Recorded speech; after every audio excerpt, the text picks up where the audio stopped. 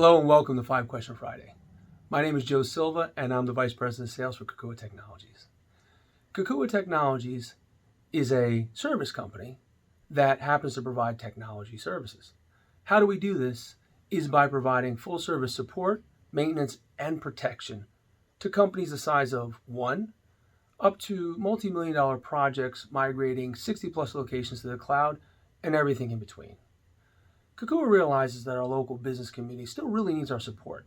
So 5 Question Friday is a way for you and I both to learn a bit more about these businesses and how we can help them. One way that we can help is by liking and sharing this post. Also, by clicking the link that's included. By doing so, it'll enter you into a drawing for a reward from another local business. So please, sit back and enjoy 5 Question Friday. And by the way, remember, locals only. Welcome everyone to a, depending on where you live, snowy rendition of 5 Question Friday. I am Joe Silva of Kokua Technologies. Today, we are so fortunate to have my good friend Jeff Harris here from JMJB Merchant Solutions with us today. Jeff, thank you so much for joining us. Thanks for having me, Joe. Really appreciate it. And it is, in fact, snowy here as well on this 5 Question Friday. The East Coast took a bit of a hit, but I think our area specifically, we are in Southern New Jersey and PA. So we've been seeming to get been very fortunate. We don't have many mountains around here, but we could probably do a little bit of skiing at this point. But let me give you a little background on Jeff. Jeff is the founder of JMJB Merchant Solutions, credit card processing broker serving the tri-state area. Jeff has over 16 years experience in the industry. He has worked for some of the biggest names before opening up his own business. So JMJB was founded under the premise that businesses need and deserve options around payment acceptance. And this was an apparent gap in the market. So today, JMJB serves businesses of all sizes across a variety of industries through the motto, payments made simple. Again, Jeff, thank you so much for being here. And we're going to go right into the first question. Payments made simple, that's, very, very, it's not something you usually hear in the industry. What is unique about your company? And great question. So there's a couple things that I would say are unique. And the first is one that has been reiterated to me time and time again as I'm dealing with business owners. And what I'll hear from them is, Jeff, why is it that through the entire life cycle of my business, credit card processing has been like this enigma? I don't understand what I'm looking at. I don't understand how it operates, how it works. And with sitting down with you, like, it makes sense. And that's the whole premise behind the business. It's making something that my industry has historically made difficult to understand, almost by design, to make that simple for a business owner to manage. So businesses have a ton of things that they need to do on a day-to-day basis: staff, customers, new business, technology, a ton that they're worrying about.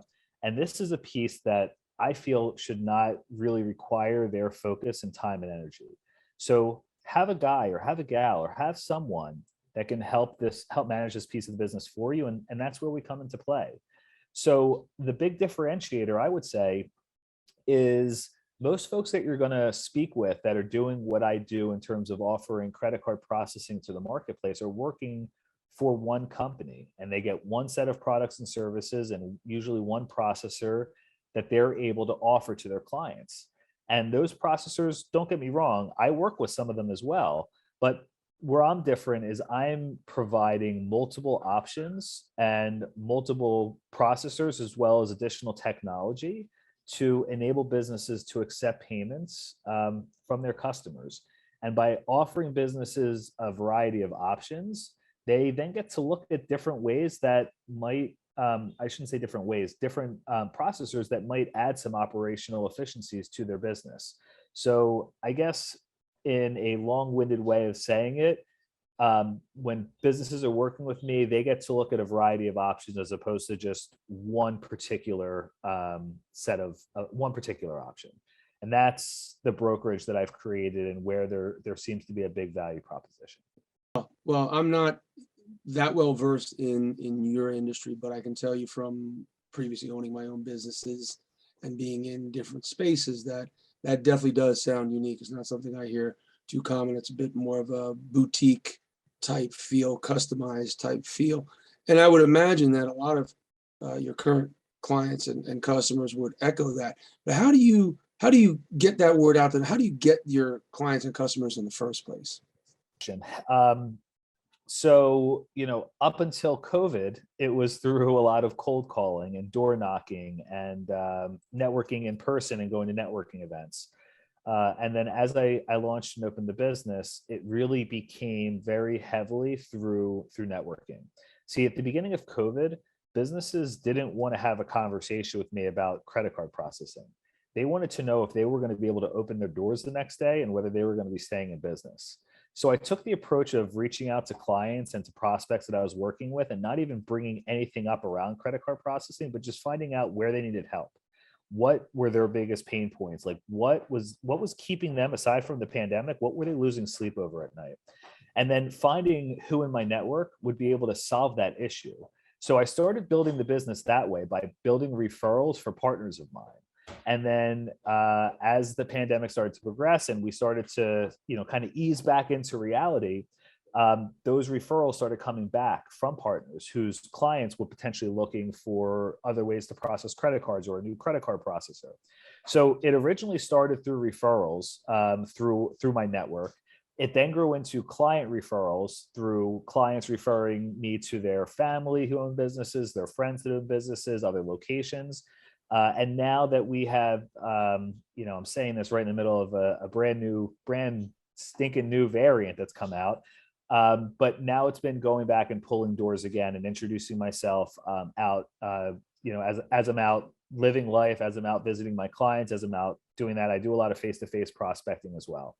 So those are the three core areas I would say would be networking, client referrals, and face-to-face prospecting that I've used to grow the business and acquire new clients. Seems that you've adapted and pivoted very well in this crazy market environment that we've had. I mean, clearly COVID has been devastating on a personal side for many families, but clearly also for businesses as well, which is why we came along with the 5-Question Friday in the first place, was really to help local businesses to get ahead as much as they can in this environment, because we're all faced with unique challenges that we've not seen before. So yeah, and like I said, your ability to pivot in this environment to still find those opportunities to help your clients and spread your services wider to reach more people has been, obviously, that's amazing. I'm sure you've learned a few things along that path as well, clearly just in the last bit, but I'm sure over your 16 years. If you could now take a time machine and go back to your younger self, just starting out, what would you tell yourself? What would you recommend? What would you say? This one I find to be very easy, and I would tell this to someone regardless of where they are in their career, if they're just getting started or if they're well into their career. Find a mentor or find a coach. Find someone who is going to be able to help you hold yourself accountable. And in addition to finding yourself a mentor or a coach, always be looking to upgrade your association. So, there's a saying, Joe, that you are essentially a combination of the 5 people you spend the most time with, right? What I would recommend doing is not necessarily uprooting yourself with those 5 people, but always finding ways to get yourself around like-minded people who want to support one another, help each other win, and at the same time, be honest, respectful, and truthful with each other, so that way we can continue to grow and continue to win. I know that this has been brought up on previous calls, on previous interviews, I should say, before, and you and I happen to be part of a phenomenal community together, where exactly that happens, and that's the Harvest community. But I would tell someone, regardless of whatever stage they are in their career, find a mentor, find a coach, find someone that can help you hold yourself accountable to what it is that you want to achieve. That's excellent advice, and I couldn't agree with that more. We are involved in an excellent community the Harvest group. And within that group, there is a tremendous amount of information. And again, not just that group, of course, that's one of them, but there's other organizations and groups that we belong to that, they're loaded with high level people who can give you a lot of great information if you want to listen, if you want to take the time. So, and this might be something similar to what you just said, maybe not. But then on the other side of it, what is the best advice that you have ever heard? Hard because I feel like I've and especially recently been surrounded by so many wonderful people, and I've heard so many impactful pieces of advice or wisdom. It's hard to choose just one. So I'm going to give you two. I know you asked for one, but you're going to get two today. The first one is don't make decisions when you're too high or you're too low. So when you're incredibly down or incredibly high, don't ever make a decision at those points. It's important to get yourself to an even keel so you can really understand what the decision you're making, what the long-term impacts of that are going to be. And that's something I've really just been spending my time trying to live by.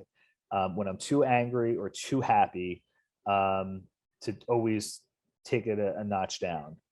The second one, and this is all for the younger parents out there, is one that was in a movie not too long ago that was released, and it's always do the next right thing.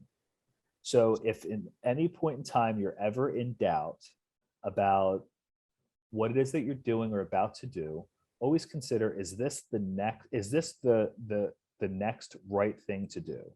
Not the second right thing to do, like there's a first option, a second option, but is this the right thing to do? And then after that, what's the next right thing to do? And then once you've done that, what is the next right thing to do? And I don't know if I have to give it like, it's from Frozen 2, just so that we're clear. I don't know if we have to do like credits or anything. But those two have been very impactful in each, just in my life. So. You always overachieving. I asked for one, you gave two. I shouldn't have expected any less from you. That is how you go. And I have no issue, of course, with any Disney movie reference. Many a time people have said, Joe, you happen to look like that guy from Maui. You look like the guy from Moana. Some even say I look like the one from the River movie. I don't know what his name is. He's a muscular guy, but nonetheless, that reference from Frozen 2 is fantastic. So it's great advice.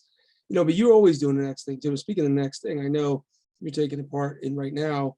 You had completed something called the 75 Hard, which a lot of people are doing, which is, was not familiar with it, please look it up, because it's a great, something that's already structured for you to help you. Some people just call it a physical challenge to lose weight and things of that nature, but it's a lot more than that. It is that, but it's also to get you in a place of being comfortable, being uncomfortable, doing things that help you improve in just about every aspect of your life. So, and one of the pieces that it does require you to do is to read 10 pages of a book every day, right? So within that, through this now, you've already done 75 hard, you've gone to the next phase. I believe you're in phase 2. I believe you can correct me in a minute if I'm wrong, but within this is the reading of those pages. So if I'm now asking, as as a business owner, I want information, what book should I read? You probably have a library at this point of great material that you would say, you should really take a look at this as a business owner that you felt was applicable to other business owners. They could really help. What book do you feel every business owner should read at this point? It's really hard to choose one. This one I will give you one, but it's really hard to choose just one. The first thing that came to mind was the one that I think I saw Justin Deal talk about on his interview with you, which is The Go-Giver. And it's just a mentality about how connecting people and giving and doing so selflessly is so important. So in lieu of doing that one, the one that I would recommend is called The 4 Agreements. It's by Don Miguel Ruiz. And I'm not going to give you the 4 agreements only because that's your cliffhanger to go pick it up or listen to it, however you consume books. But the simplicity of it and just the simplicity of it and the 4 agreements that he highlights are fantastic ways to run your organization, to operate and to interact with others. And I found them to be very impactful. That's you're You're absolutely right. In this, those books, number one, are phenomenal books, both of them. Absolutely cannot agree with you anymore. I think we're finding, and COVID probably put a very good emphasis on this, is that if you are in any kind of sales capacity today, the product or even the service that you offer is a commodity, right? I mean, almost you can get it almost everywhere, but the relationship side of it, the service side of it, the connection side of it is not, it's impossible to commoditize. And there are so few, less and less people who are strengthening that. And the ones who do, and we're fortunate to be surrounded by a strong group of them that get this and really want to focus on this.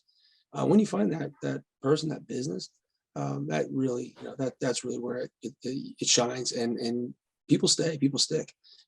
I say myself, we are a service company. That's what we do. That's our bread and butter. It just happens to be that we provide, we do it in IT space.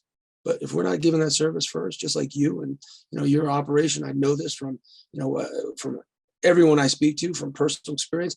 It's a service company. That happens to do, credit card processing, merchant services, and it's always service first. So that's awesome. So Jeff, I just want to say thank you so much for being here today. Do you have any parting words? Anything else you'd like to say? Actually, if you could, with that as well, let everyone who's watching us know how they can get in touch with you. Let us know your social media handles if you like, your email, whatever makes sense, please, if you would. Oh, and Joe, thank you again so much for having me on today. I really enjoyed it, the conversation today. You can feel free to get a hold of me on any social media handles, typically JMJB Payments. You can email me, jh@jmjbmerchantsolutions.com. Or you can ask Joe or any of the other wonderful people that you see me connected to for an introduction. So I'd love to connect. I'd love to learn more about you. Again, thank you so much for having me on today, Joe. It's absolutely a pleasure. Really, really enjoyed it as well. And I hope everyone, was able to learn a lot more about JMJB and Jeff Harris specifically. And I encourage you strongly to reach out to Jeff. Have an introductory meeting. You'd be amazed at the people that Jeff knows and the wealth of knowledge in obviously in his space, but also just in business, in life, that he can give. He's just a great person, a great connection. So once again, Jeff, thank you so much for being here. Everyone, thank you so much for your time and your attention, because remember, if time is your greatest gift, greatest asset, then obviously your attention is your greatest gift that you can give. So thank you so much. Thank you everyone for joining us or being with us on 5 Question Friday, and have a great rest of the day. And remember, focus on local only. Thank you. Take care.